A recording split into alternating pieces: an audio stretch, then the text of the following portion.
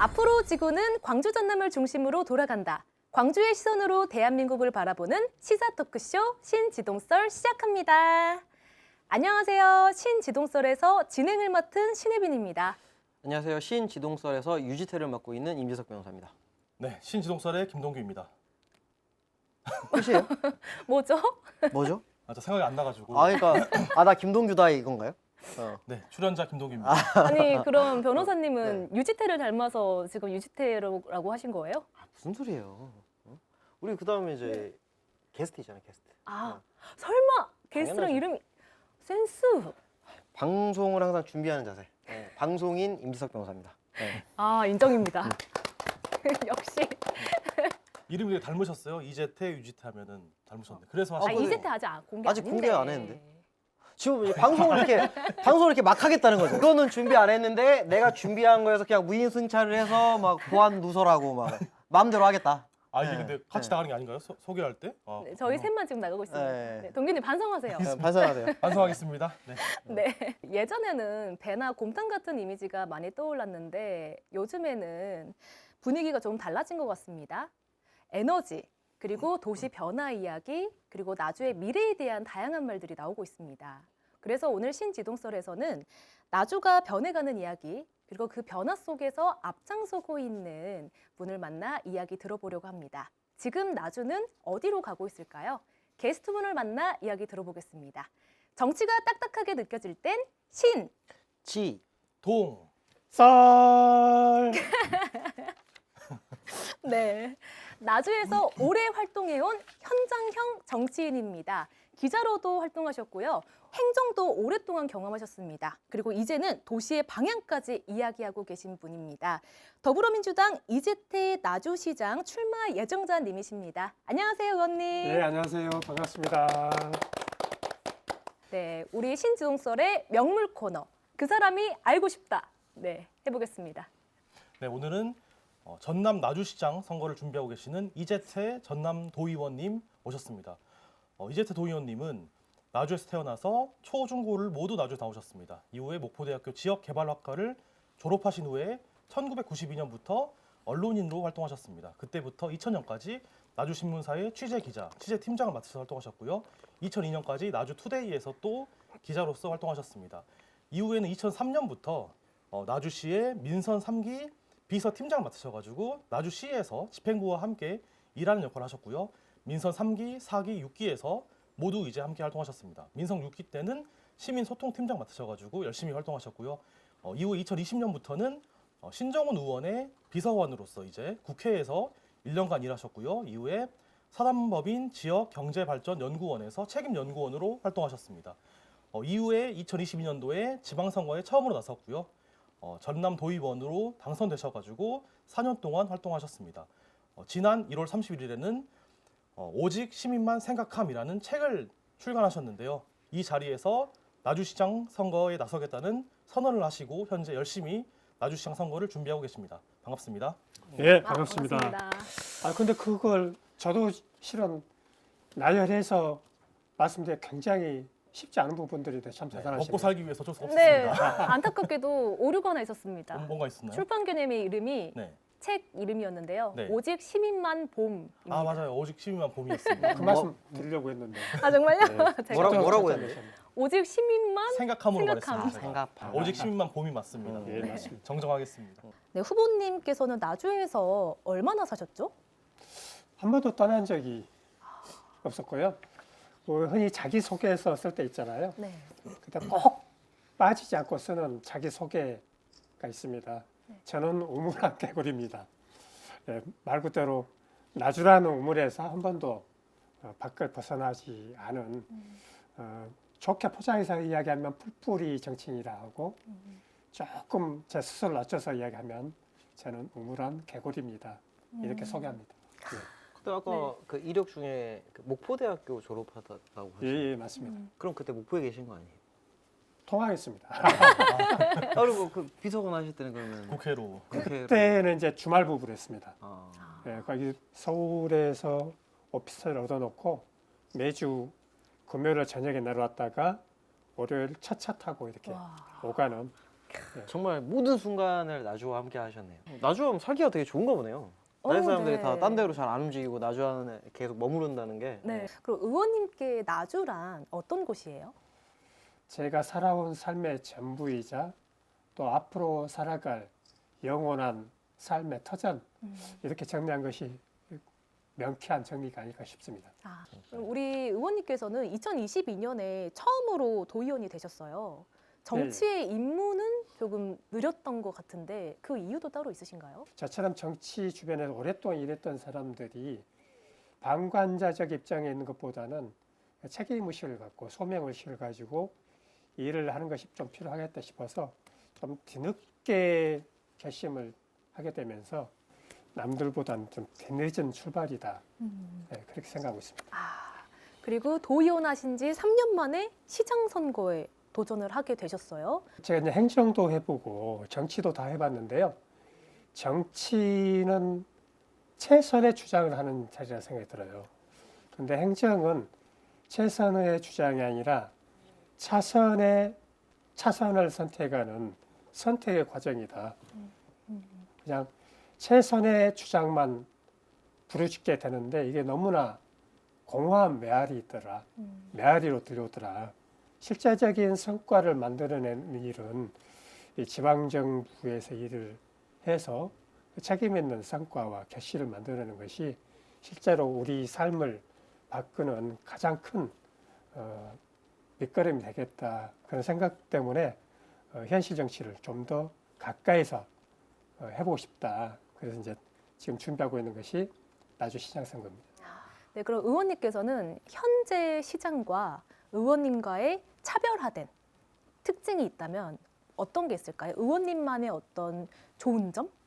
세 차례 걸쳐서 이제 그런 나주시 정무직 공무원을 했습니다만은 가장 차별화할 수 있는 부분들은 시민과 시민사회와의 가교 역할을 차별화되는 지점이라 이야기 좀 할 수 있을 것 같아요.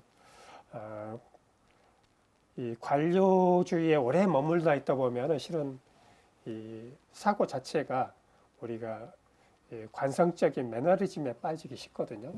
그런데 이제 시민들과 소통하는 이 과정들은 시어머니 모시고 있는 며느리하고 똑같아서 귀찮습니다. 또 의사결정 과정이 굉장히 오래 걸립니다. 공무원들 입장에서 볼 때는 이게 굉장히 힘들게 느껴지기 때문에 형식적으로 하거나 하려고 시도조차 하지 않은 경우가 많이 있거든요. 아무리 더디 가고 그리고 늦더라도 절차 과정이 제일 중요하다. 그 출발점은 반드시 시민들에게 묻고 시민들의 의견을 구해서 시민들이 결정할 수 있는 구조를 만들어가는 것. 저는 이것이 시민주의라 이야기를 하고 있고요. 또 이게 리더십으로 표현하면은 공감 소통 능력이다. 저는 이런 부분들이 차별화할 수 있는 지점이다. 이렇게 좀 말씀드리고 싶습니다. 의원님 나주하면 사실상 이제 혁신도시요. 이제 원도심의 이제 격차도 좀 많이 문제시되고 있는데 이제 원도심 입장에서는 야 빗가람 표만 믿고 나온 거 아니냐? 약간 뭐 이런 좀 의견이 있습니다. 뭐 여기에 대해서 우리 후보님 어떻게 생각하시는지. 지방선거 준비하면서 가장 관심 있게 좀 기회를 기울이고 있는 부분이 균형 발전입니다. 강주 전남의 균형 발전도 중요하겠지만은 지역 내에서 특히 나주 내에서의 원도심과 혁신도시 간의 균형적 발전을 어떻게 이뤄낼 것인지에 대한 고민들이 실은 지역 주민들의 요구들이 가장 높고 가장 또 불만이 있는 지점이 이런 부분들이라 이런 부분들을 슬기롭게 잘 이겨내고 해법과 정책으로 좀 이어내려고 고민들을 요즘 가장 크게 하고 있는 지점입니다. 고민을 많이 하시는데 아직 답은 못 찾으셨죠? 제가 3월 3일 날 출마 기자회견을 합니다. 거기에 이제 정책 공약을 구체적으로 내놓으면서 이 원도심과 혁신도시의 발전 방안뿐만이 아니라 균형 발전 어떻게 할 것인지 청사진들을 내놓을 계획으로 지금 준비를 열심히 하고 있습니다. 3월 3일 날 또 우리 의원님께서 답을 주신다고 하시니까 나주에 살고 계신 시민분들은 3월 3일 커밍 순 하시면 될 것 같습니다. 간단하게 어떤 정책들이 있는지 몇 가지 언급해 주실 수 있으실까요? 일단 균형 발전 측면에서 본다면 이제 나주를 크게 세 권역별로 좀 나눠 구분할 수 있습니다. 일단 혁신도시 권역이 있고 나주, 영산포, 원도심이 있고 그 외에 이 농촌 지역들이 있는데요. 이 혁신도시도 불만이 없다 할 수가 없습니다. 우리 더불어민주당이 그 지방 균형발전 정책 중에 가장 내세운 성과이기도 하지만 가장 불만이 큰 것이 혁신도시 정책이거든요. 이 혁신도시가 현재 계획인구 5만의 신도시인데 여지껏 이제 3만밖에 안 됐으니까 아직은 미완성된 도시거든요. 네, 그런 상황에서 이 시도가 통합하면서 2차 공공기관 이전이 또 이슈로 다가오고 있는데 이 2차 공공기관 이전을 담아낼 공간이 혁신도시 아직 없거든요. 빠르게 2단계 혁신도시 개발 계획을 좀 세워서 부족한 교육, 의료, 공공시설 용지 그리고 강주권 유의병을 담을 수 있는 추가적인 혁신도시 발전 계획을 좀 준비할 계획이고요.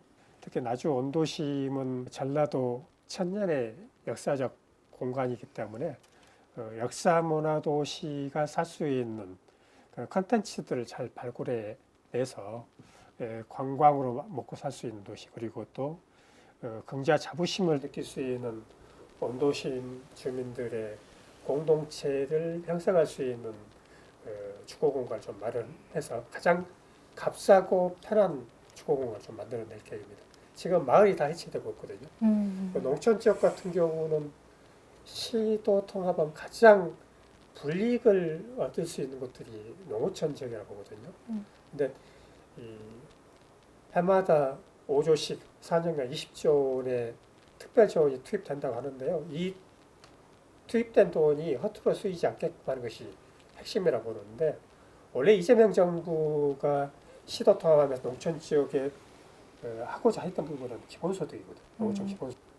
농촌 건물이나 또 도로 넓히는 데 쓸 것이 아니라 농촌 지역에 계신 분들이 안정적으로 농사 짓고 또 농촌에서도 생활할 수 있도록 농촌 기본소득을 만드는 종잣돈 쓰겠다 이런 구상들을 준비해서 그날 발표할 계획입니다. 네.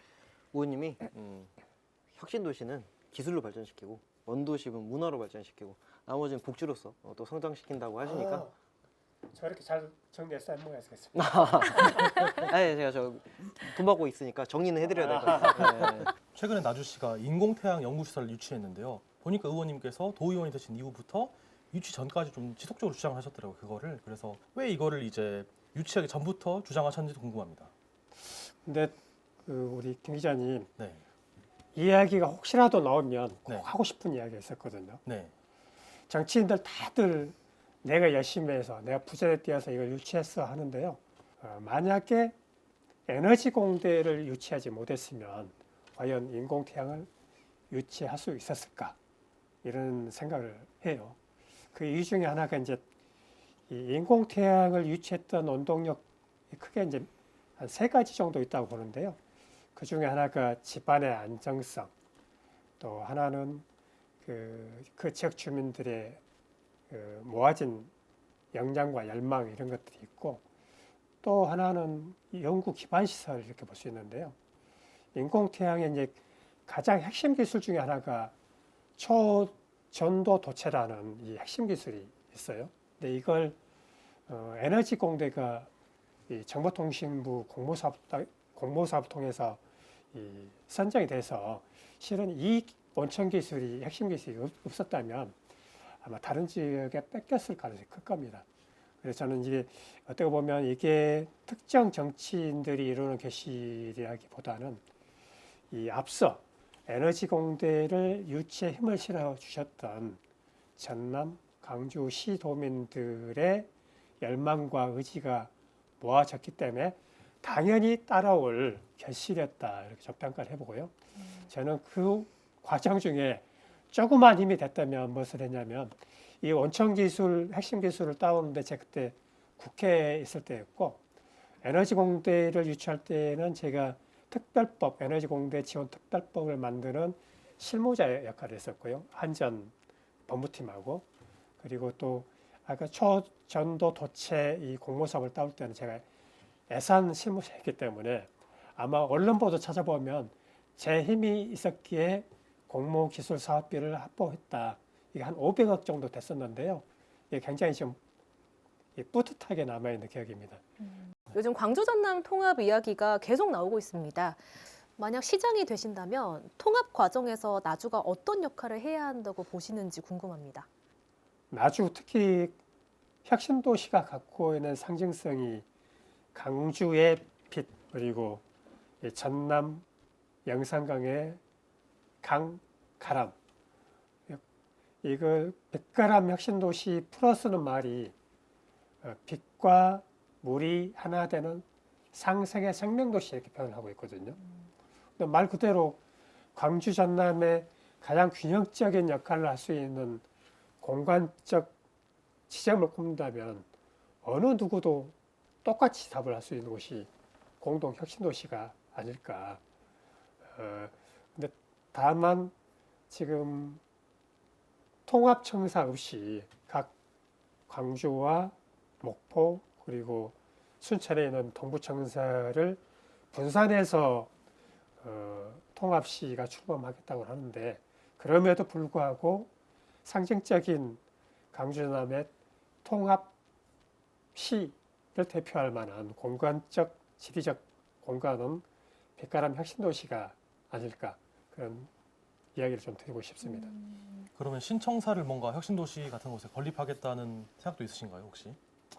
현실적으로 이번 통합시 출범하면서 통합특별법을 만들고 있는 국회의원들 간의 합의가 이미 명칭과 주 소재지에 대한 합의가 정치적 합의가 됐기 때문에 이걸 하루아침에 통합시가 출범했다고 하더라도 쉽지는 않아 보입니다. 이게 현실적인 현재의 각 지역 간의 갈등과 분열을 예방할 수 있는 현실적인 방안이라 보는데요.